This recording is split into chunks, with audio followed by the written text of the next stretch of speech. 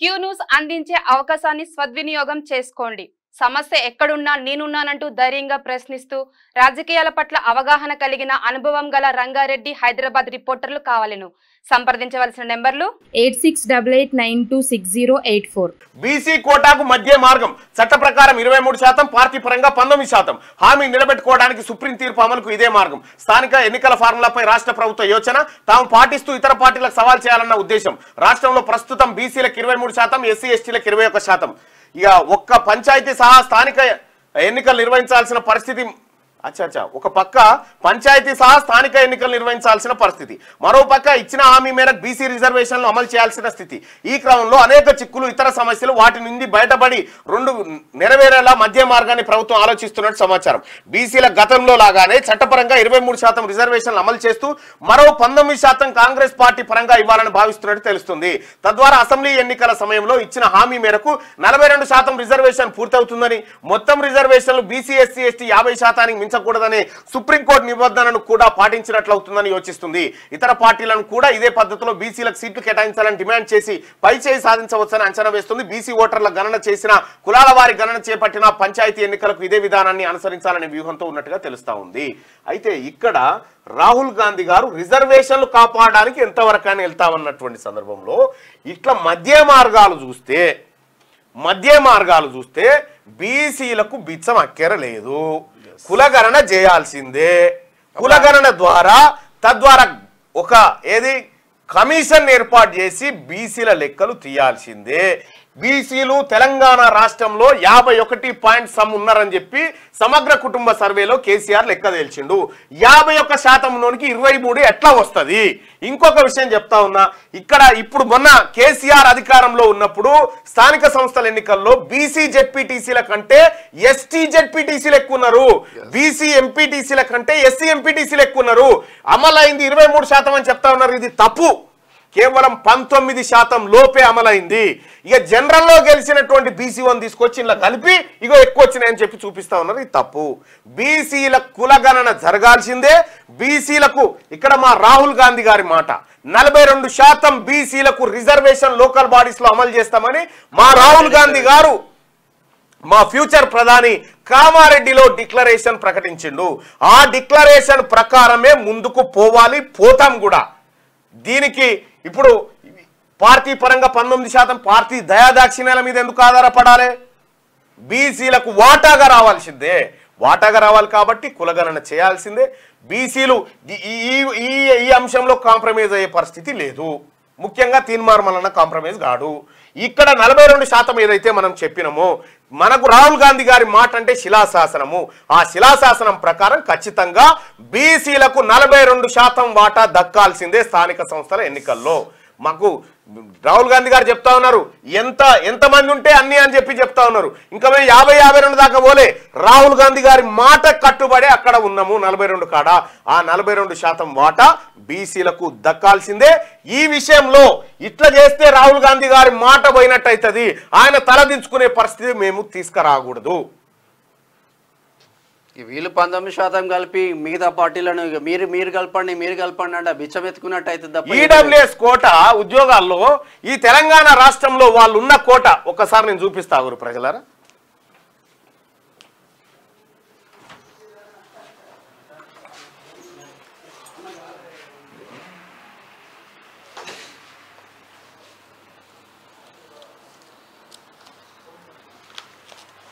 – 23% కేవలం అంటున్నారు. మరి 23% ఎక్కడికి పోతుంది? 23%లో కనీసం 19% కూడా అమలు కాని పరిస్థితి అయితే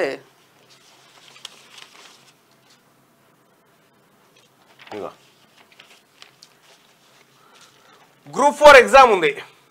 గ్రూప్ 4 ఎగ్జామ్లో ఈడబ్ల్యూఎస్కు సంబంధించి అప్లై చేసిన వాళ్ళు ఎంతమంది? 24,891 మంది.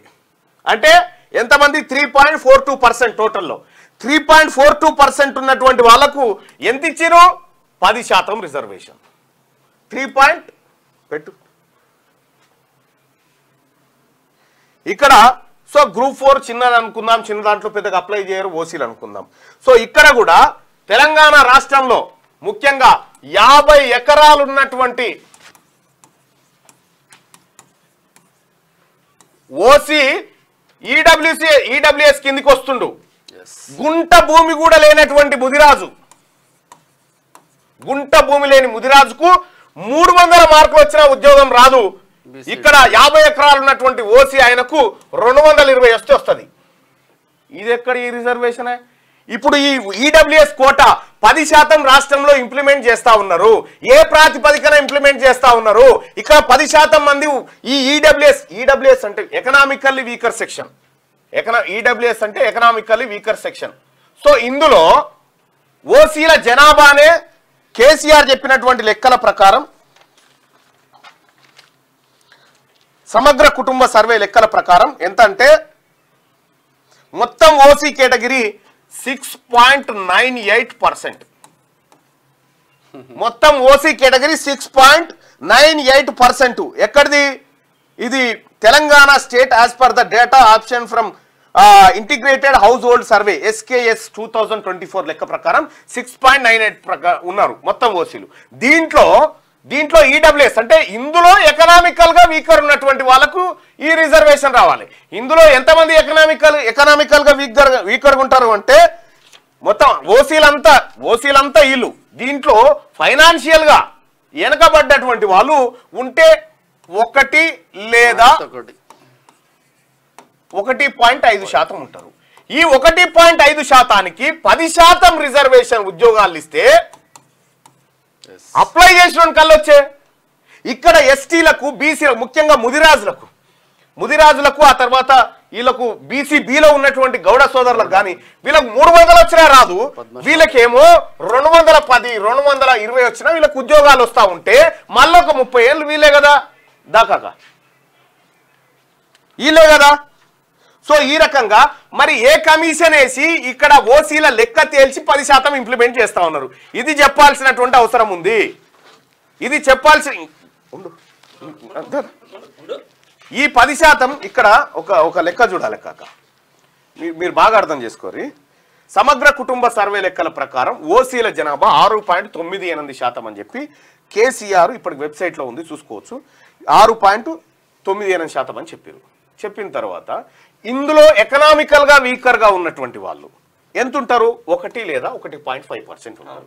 వీళ్ళకు ఎంత శాతం రిజర్వేషన్ ఇవ్వాలి? వీళ్ళ జనాభా మొత్తంకి ఇచ్చినా కూడా 1.5% రిజర్వేషన్ మ్యాక్స్.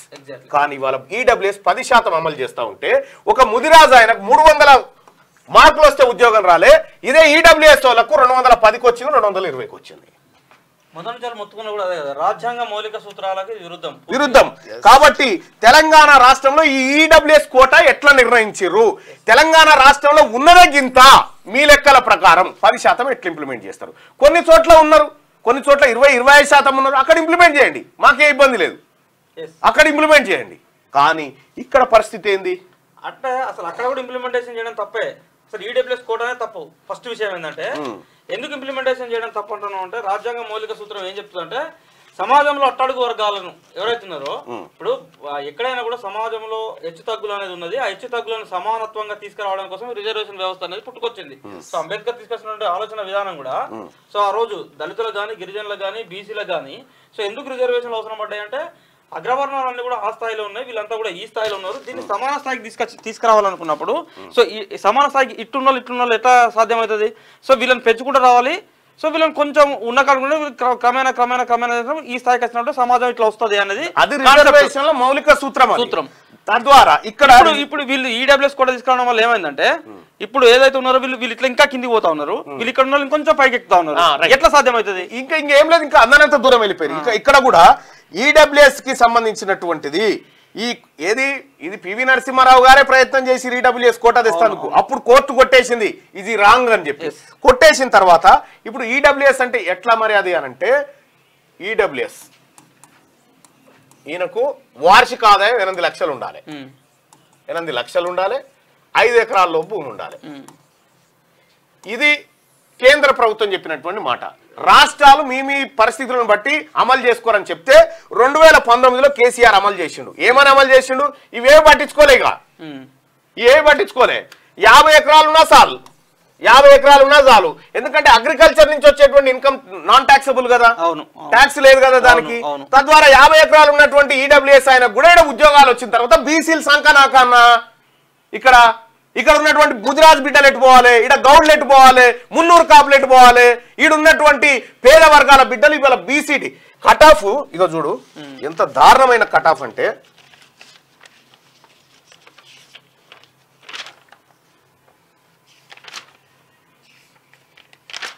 మీకు పెద్ద బ్రేకింగ్ ఏంటంటే ఈ కానిస్టేబుల్ భర్తీ కానీ చిన్న చిన్న ఉద్యోగాలు గ్రూప్ 4 లాంటి ఉద్యోగాలు అంటే చూసినావా, అందులో ఈడబ్ల్యూఎస్ కోటా అనేది బ్యాక్లాగ్ పోస్టులు మిగులుతాయి.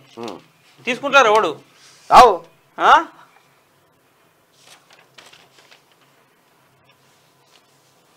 ఓసీ ఈడబ్ల్యూఎస్ ఎంత దారుణాతి దారుణం అంటే, నిన్న లెక్కలు చూస్తుంటే కన్నీళ్ళు వచ్చినాయి. బీసీ బిడ్డలు వచ్చి లొల్లి పెట్టేది అందుకే. ఈ జీవో 46 జీవోలు, ఈ జీవోలు ఆ జీవోలను లొల్లి పెట్టేది ఉత్తగా కాదు, వాళ్ళు లొల్లి పెట్టేది. ఈయనకి ఇక్కడ చూడిగో ఈడబ్ల్యూఎస్ లో ఏఈ సివిల్ దానికి మొత్తం ఎంతమంది అప్లై చేసిరు? ఈడబ్ల్యూఎస్ కింద 1445 మంది అప్లై చేసిరు. 1445 మంది అప్లై చేస్తే అంటే మొత్తం ఎంత అప్లికేషన్ లో 5.32%. వీళ్ళకు ఇన్ని ఉద్యోగాలు వచ్చేసినాయి. మొత్తం ఉద్యోగాలలో 5.32% ఉద్యోగాలు వీళ్ళకి వచ్చేసినాయి ఈడబ్ల్యూఎస్ కోటాలో. ఇగో ఈ రకంగా మొత్తం కొల్లగొట్టేసిరు. వీళ్ళు 30 ఏళ్ల పాటు ఈ ఉద్యోగాల్లో ఉంటారు, ఉన్నత స్థానాల్లోకి వెళ్ళిపోతారు. నేను బీసీ స్టూడెంట్స్ కి చెప్తా ఉన్నా, బీసీ విద్యార్థులకు, బీసీ నిరుద్యోగులకు కూడా చెప్తా ఉన్నా, ఈ జరుగుతున్నటువంటి అన్యాయము ఇక్కడ ఏది ఈ గ్రేటర్ హైదరాబాద్ మున్సిపల్ ఎన్నికలలో ఎస్టీలు ఉండరే, ఎస్టీలు తక్కువ ఉంటారు కాబట్టి వాళ్ళకు 1% రిజర్వేషన్ అమలు చేస్తారు. వాళ్ళకు 1%. అయితే ఇక్కడ 50% స్లాబ్ ఉంది కదా, 50% దాటకూడదు అనేది ఉంది కదా. ఇక్కడ ఏమైంది, ఇలా 1%, ఆ తర్వాత 15% ఎస్సీ, ఇట్లా చేసిన తర్వాత 47% మొత్తం టోటల్ ఫిల్ అయింది. మరి 3% తక్కువ ఉంది కానీ బీసీలకు ఇవ్వాలి కదా, ఇయ్యలే, తీసుకుపోయి జనరల్ లో కలిపిరు. ఈ రకంగా కుట్రలు చేస్తా ఉన్నారు. దీన్ని ఎట్టి పరిస్థితుల్లో సహించము. మీరు ఈ ఈడబ్ల్యూఎస్ రిజర్వేషన్ 10% ఎట్లా ఇంప్లిమెంట్ అవుతుంది? 10% లేని ప్రజలకు 52% ఉన్న బీసీలకు 23% ఇస్తాను మీరు చెప్తా ఉంటే, ఇలా 6.69% ఉన్నటువంటి ఓసీలకు 10% రిజర్వేషన్ ఎట్లయితుంది? 1% వీకర్ సెక్షన్ ఉన్నటువంటి సెక్షన్ లో 100% ఎట్లా, 10% ఎట్లా రిజర్వేషన్ ఇస్తారు? ఇది తేలాల్సినటువంటి అంశం. దీన్ని ఎట్టి పరిస్థితుల్లో వదిలిపెట్టే ప్రసక్తే లేదు. ఇది బీసీ బిడ్డలకు అన్యాయం జరుగుతా ఉంది ఇక్కడ.